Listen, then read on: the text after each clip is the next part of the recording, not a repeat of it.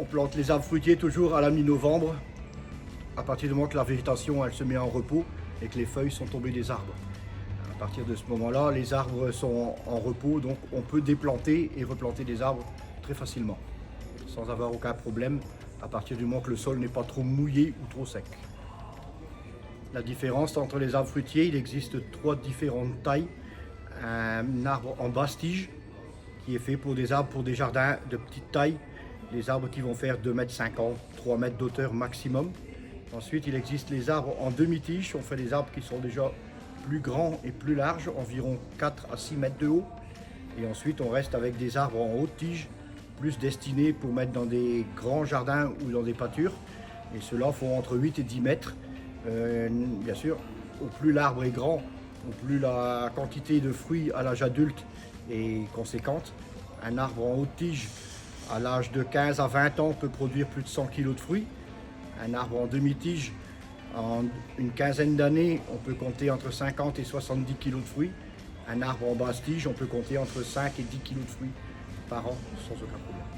Une bonne technique de plantation pour planter des arbres fruitiers en cette période, c'est-à-dire novembre, c'est de faire un trou conséquent, bien alléger la terre, environ 30 à 40 cm de profondeur, mélanger du compost et mélanger et arroser entre 5 et 6 litres d'eau par arbre.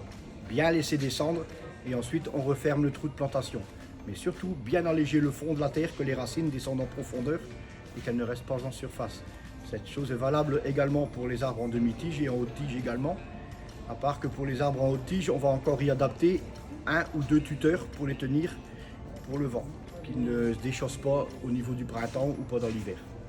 La pollinisation des arbres fruitiers se fait par les différentes variétés de fruitiers qu'on peut planter. On ne plante très rarement deux mêmes variétés de fruits.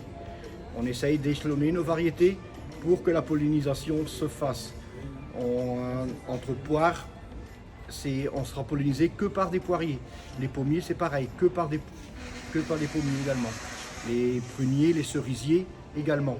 Toujours tenir compte d'avoir des floraisons à peu près en même temps et que l'arbre puisse être pollinisé par le vent également ou alors par les abeilles s'il y en a dans votre secteur.